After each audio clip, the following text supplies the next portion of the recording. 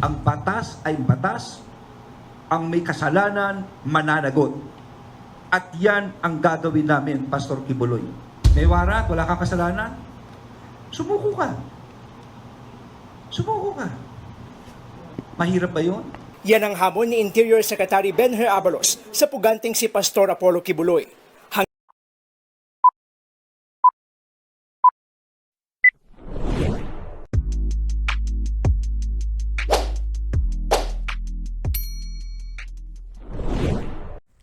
Welcome back sa aking YouTube channel. Para sa mga first time nag please click mo na yung Wellness TV menu. Anyway guys, wala nang bayad, libre lang. Tulong mo na lang din sa kapwa mo. Alright, thank you very much po. So topic natin ngayon for today's video, 10 million palit ulo kay Pastor Kibuloy. Yan guys, malamang baka napanood nyo na ito. Dahil nag-announce na nga itong si Secretary ng DILG na si Benher Abalos, na kung saan ang sabi niya guys, may mga kaibigan daw sila na gustong tumulong sa gobyerno kaya nagbigay ng 10 million, napakalaking amount, at yung mga member na kasangkot sa mga isinampang kaso, actually guys, nasa korte na to, yung mga legal talaga to, legal matters to, na tigi 1 milyon para lang sila makahuli. So bakit kaya may mga nagbigay na ganun guys, di ba? Kaya nga yung kampo nitong si Pastor Kibuloy, particular nitong si Attorney Topacio, di ba? Satsat ng satsat, reklamo ng reklamo, bakit daw tinanggap yung 10 million na pabuya kay Pastor Kibuloy? Dapat daw manggagaling yan sa pondo ng gobyerno, kagaya ng intelligence fund o confidential fund. Diba? Ang dami niyang kontra at yung ano mong mga pinagsasabi sa kay Apollo Kibuloy. So ngayon, tanong naman natin kay Atty. Topacio, di ba? Ano bang pakialam niya? Kung may gustong tumulong, di ba, sa gobyerno para mahuli nga itong si Pastor Kibuloy. Dito yung alaga ko. Doon ka na. Doon ka na, Mr. Leon. Ito si Mr. Leon. Guys, may commercial pa, di ba? So, kung may gustong tumulong sa gobyerno, di ba, dapat, wag na siya magreklamo. At ang gawin na lang niya, pasukuin itong kanyang kliyente, di ba? Para matapos na. Kaya nga sabi ni Abalos, isuko mo na para matapos na ang lahat, di ba? Yun ang sabi ni Pastor Kibuloy. So, alam niyo, yung 10 million na yun, guys, napakalaking pera nun. Dito, liliit, sigurado tayo, ang mundo ni Pastor Kibuloy, di ba? Kung halimbawa, kaya hindi siya nahuhuli, guys, isang dahilan. May nagsasabi lang na baka binabayaran niya yung mga pulis na nakakaalam sa kanya, yung mga taong nakakaalam sa kanya para hindi siya ituro. Di ba? Pero ngayon, magdadalawang isip ngayon yung mga tao. Kasi may nakapatong na 10 million, di ba, sa kanyang ulo. Kaya nga, ang mangyayari ngayon guys, parang magiging tuliro na itong si Pastor Kibuloy. Siyempre, lahat ng makakaharap niya, baka iisipin niya, siya yung magsusumbong sa kanya, magtuturo, di ba? Halimbawa, yung taga-timplan ng kape, o yung mga nakapalibot sa kanya ngayon, kung nasaan man siya, pwede siyang isumbong di ba? Ang laking pera nito, 10 million. Di ba? Isusumbong mo lang kung nasaan si Pastor Kibuloy. Mapapasayo yung 10 million. Kaya ngayon, lalo siyang mahihirapan guys. Kung dati, maliit na yung mundo niya, ngayon mas liliit pa. Kumbaga, baka may maghudas sa kanya. Hindi malayong hindi mangyari. Dahil pera to. Hindi biro yung 10 million. Yung 1 million na nga doon sa 5 membro na, di ba? Malaki na yun, 1 million. Sa hirap ng buhay ngayon, guys. Alam naman natin yan, di ba? Talagang hahantingin sa dyan. Kaya yung 10 million na yun, malaking tulong. Pero yun nga lang, ang tanong natin, mukhang mahina, guys, di ba, ang ating PNP at NBI na meron namang intelligence fund at confidential fund. Bakit hindi nahuhuli? So ngayon, baka tulong talaga to kasi 10 million, napakalaki nito guys. Napakalaki. So panoorin muna natin yung mismong press con ni Secretary Abalos, right? Pasok. Ryan Castillo. Ang batas ay batas, ang may kasalanan mananagot. At yan ang gagawin namin, Pastor Kibuloy. May warat, wala kang kasalanan, sumuko ka. Sumuko ka. Mahirap ba yun? Yan ang hamon ni Interior Secretary Benher Abalos sa puganting si Pastor Apollo Kibuloy. Hanggang ngayon, hindi pa rin lumulutang si Kibuloy sa gitna ng mga kinakaharap niyang warrant of arrest dahil sa mga kasong child abuse and exploitation at human trafficking. Para mapabilis ang pagtugis, inanunsyo ni Abalos ang 10 milyong pisong pabuya sa sino mang makapagtuturo sa kinaroroonan ng pastor.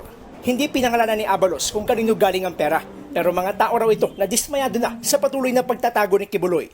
Sabihin na natin frustrated. Parang tinatapakan ang sistema ng pamahalaan. Parang niyuyurakan eh. Mag-serve ka ng warrant para ikaw pa masama. Hindi ba? Dagdag pa ni Abalos, kung totoo ngang inosente si Kibuloy, lumantad na siya para linisin ang kanyang pangalan. Meron tayong tinatawag na korte, no? Na sumurrender na lang po tayo para matapos na po ito. Harapin po natin ang akusasyon. Wala pang komento ang kampo ni Kibuloy tungkol dito. Bukod naman sa pastor, may tigay 1 milyong pisong pabuya na rin para sa ikadarakip ng 5 pang kapwa niya akusado. Yan ay sina Crescente Canada, Pauline Canada, Ingrid Canada, Sylvia Semanyes at Jacqueline Roy. Nagbabala naman ang Philippine National Police sa mga nagkukupkop sa mga anil ay pugante. Obstruction of justice. Yun po yung pwedeng ikaso sa mga tao na nagtatago. Kaugnay niyan, pag-aaralan din daw ng pulisya ang posibleng pananagutan ni dating Pangulong Rodrigo Duterte. Yan ay matapos niyang sabihing may nalalaman siya sa kinaroroonan ni Pastor Kibuloy, pero hindi niya raw ito sasabihin. So yun guys, napanood yun, di ba? Alam mo, tama si si Secretary Abalos na sumuko ka na lang. Di ba? Para matapos na talagang lahat ng ito. Kasi nga guys, hindi pa naman guilty itong si Pastor Kibuloy. Meron pa siyang pagkakataon, di ba? Na depensa ng kanyang sarili sa korte. Di ba? Kahit nga sa Senado, di ba, wanted din siya. Meron siyang pagkakataon eh. Hindi natin alam bakit ayaw niya sumuko. Pero siguro guys, isang dahilan kaya ayaw niya sumuko unang-una dahil itong si Pastor Kibuloy nasanay, di ba? Na makapangyarihan, may influensang tao. Di ba? Maraming kaibigang politiko. Alam natin yan guys, maraming humihingi ng turong dyan pagdating sa election. At napakayaman niya, di ba? Mayroon siyang jet ski, may helicopter siya, at napakalaki yung property niya, di ba? Doon sa Davao. At yung isang stadium na field, di ba? Ang laki nun. Ang laki nun. Mas malaki pa yun sa Philippine Arena ng Iglesia ni Cristo. Ano yun guys? 75,000 ang capacity doon. Marami pang property. Tapos di ba makikita mo sa TV kung susuko siya, naka-orange siya, tapos ipoposas siya. Talagang pagpipiestahan siya ng media. Siyempre hindi maalis yung public figure din siya, di ba? At matagal na siyang pinag-uusapan. Baka yun ang iniiwasan. Pero yun na nga lang guys, ano man ang gawin niya, lifetime na siyang magtatago kung hindi man siya makita. Di ba? Kumbaga, ibig sabihin, kung ayaw niyang umattend para depensa ng kanyang sarili, wini-wave na niya yung kanyang karapatan. Tingnan nyo naman guys, di ba? Si Senador Laila de Lima. Dahil alam niyang wala siyang ginawang kasalanan at lahat tanim ebidensya lang. 3 kasong mabibigat din. Kagaya nito kay Pastor Kibuloy, di ba? Na walang bail to, guys. Wala rin bail to. Pero kalaunan, anong nangyari, di ba? Napa-dismiss. Na-acquit itong si Senador Laila de Lima dahil alam niya wala siyang kasalanan. Kaya nga nakalaya siya kahit walang bail dahil nga mahina ang kaso. Dapat ganun ang gawin niya talaga. Sumunod ka na lang sa gobyerno, sa batas. Dahil wala talagang solusyon to. Diba guys? Maliban sa talagang umalis na siya ng bansa at hindi na magpakita, magpakailanman. Yun na lang ang tanging paraan niya. Or else, harapin niya hanggang sa mapatunayan na wala naman pala siyang kasalanan. Kaya yun ang dapat niyang gawin. Na sana, ina-advise ng kanyang mga abogado, di ba? Lalo na, itong kanyang BFF, si Digong, di ba? At nagsalita pa itong si Digong. Alam daw niya, pero hindi niya sasabihin, di ba? Kaya dito sa mga PNP, tsaka kay Abalos, di ba? Total, nag-press con na rin siya kahapon. Dapat, nag-call out na siya. O, ginoong dating Pangulong President Duterte, sinabi niyo po na alam niyo, isa kayong abogado, di ba? Naging prosecutor kayo, naging gobyerno kayo, di ba? Naging mayor kayo, congressman, presidente, alam mo yung batas.